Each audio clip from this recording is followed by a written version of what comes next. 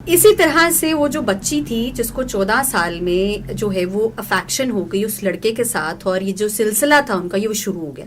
तो ये relation doctor साहब कितना अर्सा चला?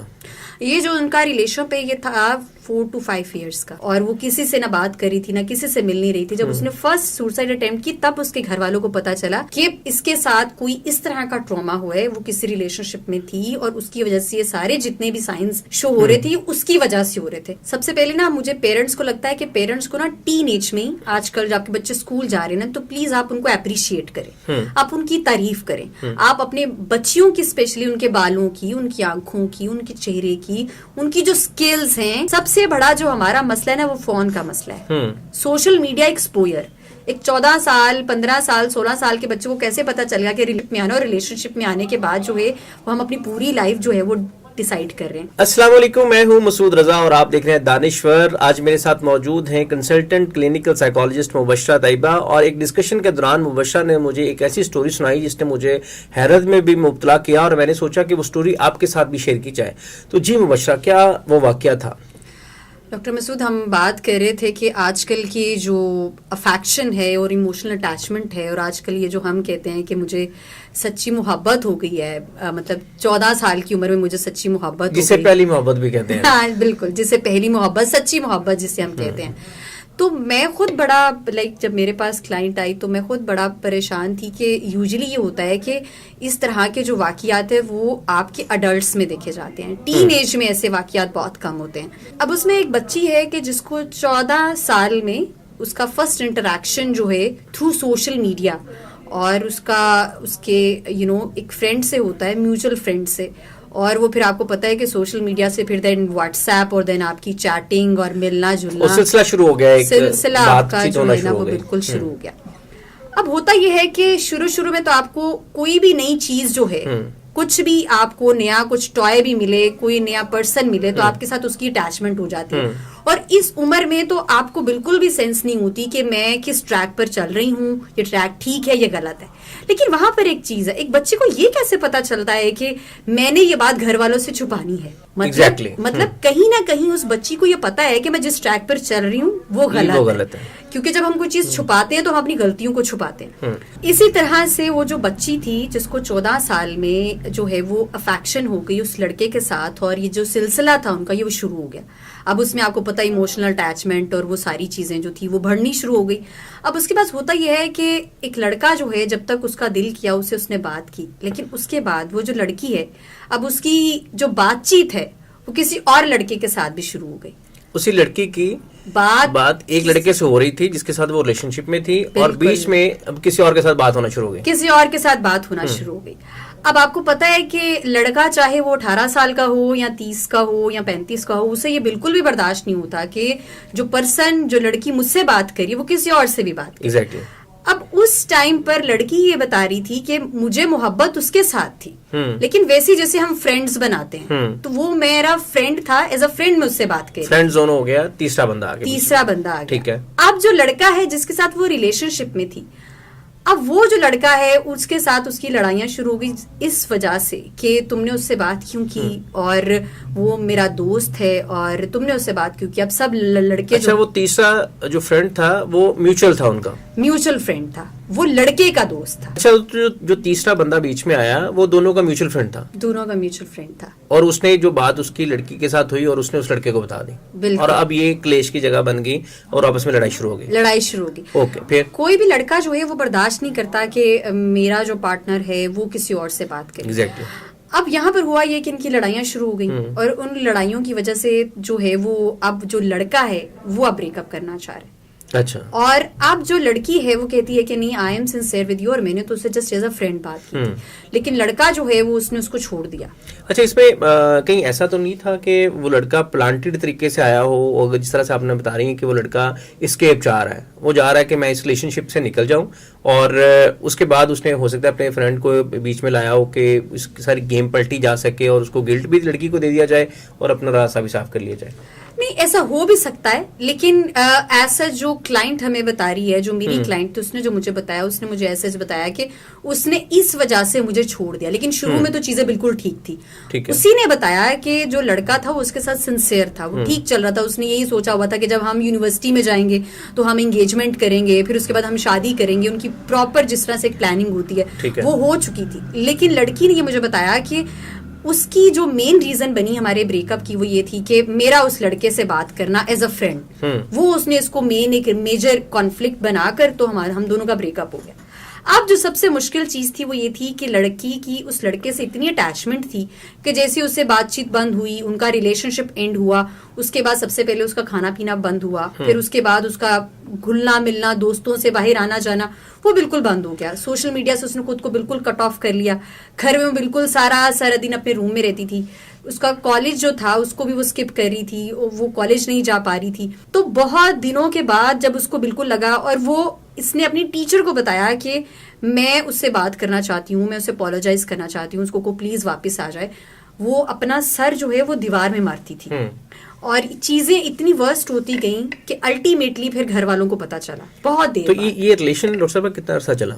ये जो उनका रिलेशन पे ये था 4 to 5 years का। 4 to 5 years में तो इतना ट्रस्ट नहीं था अपने पार्टनर के ऊपर के अगर वो बात किसी से कर रही है या किसी फ्रेंड्स, उनके और भी फ्रेंड्स हैं, तो उसके ऊपर ट्रस्ट किया जा सके। तो trust deficit is the major reason. No sir, इसमें बात ये है कि देखिए जो मर्द है ना, वो उसको एक शक भी हो जाए तो उसको यकीन कर लेता है। तो वो हमारे मुआशरे में मर्द कभी भी औरत को सेकंड थॉट देता ही नहीं है। अगर मर्द इस तरह की कोई हरकत करे तो औरत जो है वो 100 दफा माफ करेगी। लेकिन अगर मर्द को पता चले कि ये किसी से बात कर रही है, आपके मैसेजेस सामने आ जाएं और मैसेज आपने बड़ा फ्रेंडली बात की हो, आप ये नहीं देख रहे कि वो उससे रिलेशनशिप में बात कर रही है या वैसे एज अ दोस्त बात कर रही है, लेकिन बस आपको पता चले कि जी इसने किसी और बंदे से बात की है, तो आप बिल्कुल भी इस चीज को कॉम्प्रोमाइज नहीं करेंगे। आपको लगेगा कि आपको चीट किया गया। तो मुझे लगता है कि इसके साथ और भी बहुत कंट्रीब्यूटिंग फैक्टर्स हो सकते हैं। लड़की की अपनी नेचर, लड़की का बहुत जज्बाती होना, लड़की का बहुत ज्यादा जो है वो चेक एंड बैलेंस रखना, और भी बहुत ज्यादा कंट्रीब्यूटिंग फैक्टर थे जिसकी वजह से उस लड़के ने ये चीजें एंड की। लेकिन मेन रीजन जो थी वो लड़का था। अच्छा, अब इसमें लड़की की क्या सूरत हाल है? लड़की की सूरत हाल ये है, क्या असर क्या पड़ा इस रिलेशनशिप सर? उसका असर ये पड़ा कि अभी उसने जो है वो सुसाइड अटेम्प्ट किया है। अच्छा। घर वालों को ये पता चलो, उसने बड़े कट्स लगाए, एक दफा नहीं, फिर उसने दूसरी दफा भी सुसाइड अटेम्प्ट करने की कोशिश की। अब उसकी लड़की की जो एक बात है वो यही है कि मेरी उससे बात करा दो, मेरी उससे बात करा दो, उसको को मुझसे बात करे, उसको को के जो है वो मेरे साथ बिल्कुल वैसा हो जाए जैसे वो पहले था। मैं सब कुछ छोड़ने के लिए तैयार हूँ, वो अपनी हर चीज को कॉम्प्रोमाइज करने के लिए तैयार है। वो ये चाहती है कि वो होगा तो मैं खाना खाऊंगी, वो होगा। अभी वो जो है प्रॉपर मेडिकेशन पर है अपना, मतलब लाइक वो प्रॉपर उसको स्लीपिंग पिल्स दी जा रही हैं कि उसको नींद आए, क्योंकि पिछले इतने महीनों से वो इतना सफर कर रही थी कि उसको नींद नहीं आ रही थी, उसका वेट बहुत लॉस हो चुका था, और वो किसी से ना बात कर रही थी, ना किसी से मिल नहीं रही थी। जब उसने फर्स्ट सुसाइड अटेम्प्ट की तब उसके घर वालों को पता चला कि इसके साथ कोई इस तरह का ट्रॉमा हुआ है, वो किसी रिलेशनशिप में थी और उसकी वजह से ये सारे जितने भी साइंस शो हो रहे थे उसकी वजह से हो रहे थे। तब उसने जाकर चीजें इतनी जो है ना वो वर्बली प्रोवोक उसकी की कि अब वो आके अपनी पेरेंट्स को भी बता रही है कि मुझे वो पर्सन चाहिए, मुझे उसके साथ दोबारा जो है वो रिलेशनशिप में आना है, मैं अपोलोजाइज करने के लिए तैयार हूँ, मेरा उसके साथ कुछ नहीं था, I was sincere with him, और मुझे उसके साथ अपनी एक प्रॉपर जिंदगी जो है वो बितानी है और तो गुजारनी है। आपको एज अ साइकोलॉजिस्ट क्या लगता है कि ये इसको हम क्या कहेंगे? अफेक्शन कहेंगे, मोहब्बत हम कहेंगे, या इसको क्या नाम देंगे?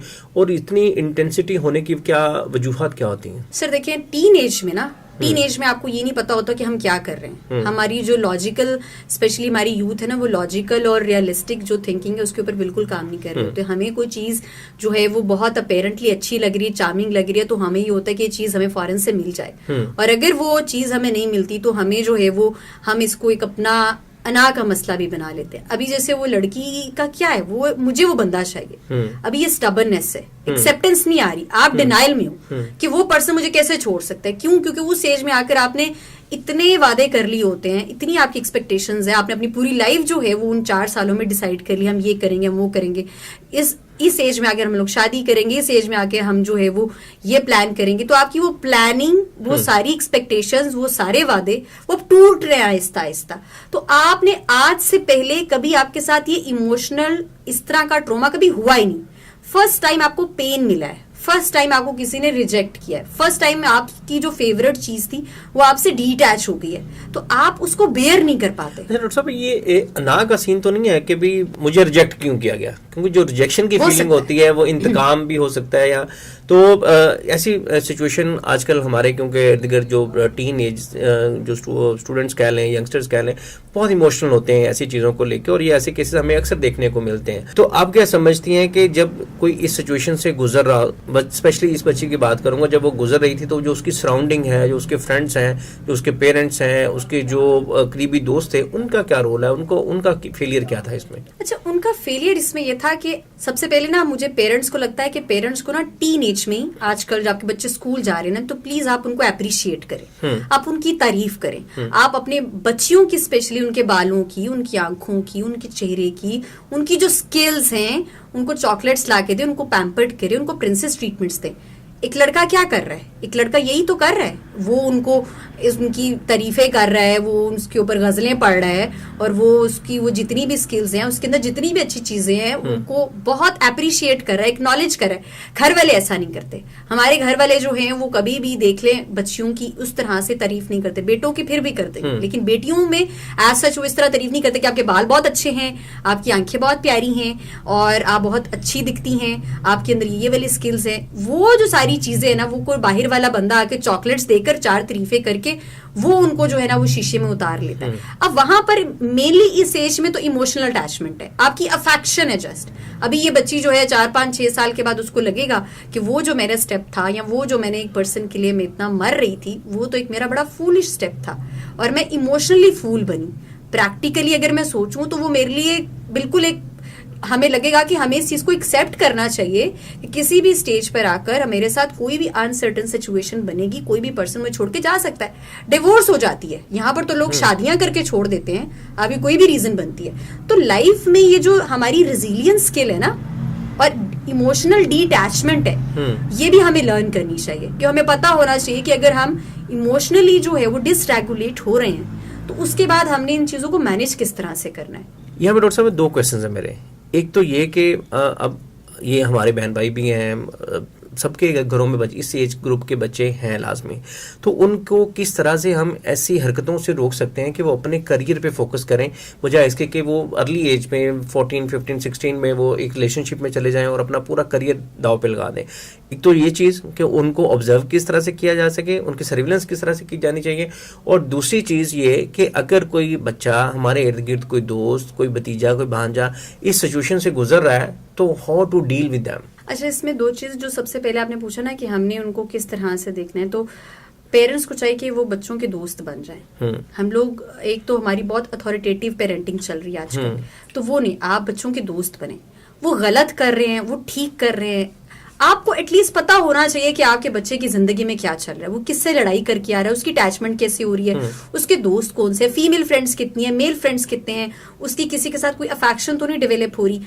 तो वो ऑन टाइम और राइट टाइम पर वो जो आप अपने बच्चे को गाइडेंस प्रोवाइड करते हैं ना, वो बहुत जरूरी है। और जब आप अपने बच्चों के दोस्त बनेंगे ना, तब आपको ये पता चलेगा कि वो किसी, आजकल किसी 14-15 साल में, जहां पर उसने ये डिसाइड करना है कि मैंने किस तरफ जाना है, मेरे इंटरेस्ट क्या होने चाहिए, मेरे करियर पाथवेज क्या होने चाहिए, वो किसी डी ट्रैक तो नहीं हो गया, वो किसी और रिलेशनशिप पे तो नहीं चला गया। सबसे बड़ा जो हमारा मसला है ना, वो फोन का मसला है, सोशल मीडिया एक्सपोजर। एक 14 साल, 15 साल, 16 साल के बच्चे को कैसे पता चलेगा कि रिलेशनशिप में आना, और रिलेशनशिप में आने के बाद जो है वो हम अपनी पूरी लाइफ जो है वो डिसाइड कर रहे हैं। ये जो रील्स हैं, ये जो शॉर्ट्स हैं, ये जो मूवीज हैं, ये सोशल मीडिया ने आपको बता दिया है कि डेटिंग कल्चर ये होता है, आप किसी को पसंद कैसे कर सकते हैं, आपके पास कितनी फ्रीडम है। कुछ पेरेंट्स अगर बच्चों को रोक भी रहे हैं तो बच्चे कहते हैं कि हमारी पर्सनल राइट है, हमारे पास फ्रीडम है, और वो फ्रीडम आपको किसने दी है, इस चीज को नॉर्मलाइज किसने किया, सोशल मीडिया ने। तो पेरेंट्स के लिए बहुत जरूरी है कि वो चेक एंड बैलेंस रखें और ये देखें कि उनके बच्चे जो है वो सोशल मीडिया पर किन चीजों को फॉलो करें, बच्चों से दोस्ती करें, और उनको वो एक जो बाहर से दोस्ती की जरूरत है वो घर से मिलनी चाहिए। अगर कोई सिचुएशन से गुजर रहा है तो उनको किस तरह से टैकल करें? अच्छा, अगर तो कोई पर्सन आप ये देखते हैं कि इस सिचुएशन में है, चाहे तो वो टीनेजर या किसी में भी है, तो आपने बहुत वाइजली डील करना है, कम्युनिकेट विद देम, किस इंटेंसिटी के साथ है, ताकि वो सुसाइड की तरफ ना जाए। हमारे यहाँ क्या होता है, मेरे क्लिनिक पर जितने लोग आते हैं, माँ बाप जो है वो मारपीट शुरू कर देते हैं, जो बहन भाई हैं वो भी मारपीट शुरू कर देते हैं, या ताने देना शुरू कर देते हैं, ताने देना। emotional स्कूल बच्चा torture जा रहा है करते ना, हैं। तो उसको स्कूल से, स्पेशली जो गर्ल्स हैं उनको स्कूल से आप उठवा लेते हैं कि इसको स्कूल नहीं भेजना। कॉलेज बच्ची जा रही है तो उसको कॉलेज से छुड़वा लेंगे, यूनिवर्सिटी जा रही है तो उसको यूनिवर्सिटी से कहेंगे कि अब यूनिवर्सिटी आपने बिल्कुल नहीं जाना। तो वो टाइम वो नहीं है, आप बच्चे को बागी बना रहे हैं। वो टाइम है कि आप बच्चे के साथ बैठे, आप उससे पूछें सिंसेरिटी का लेवल क्या है, लॉयल्टी का लेवल क्या है, नेक्स्ट पर्सन आपसे कितना कमिटेड है।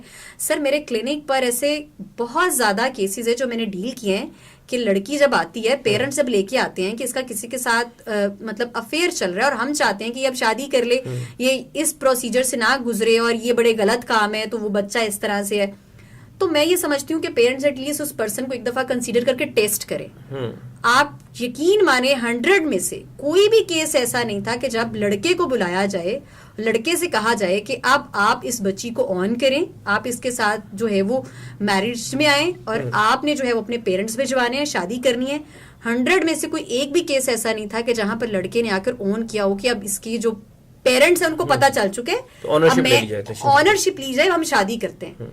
सर हर लड़के ने बैक स्टेप लिया है, क्यों? क्योंकि वो टीनेज ऐसी है, उसमें आकर लड़का जो है वो रेडी नहीं है किसी भी रिस्पॉन्सिबिलिटी को ओन करने के लिए।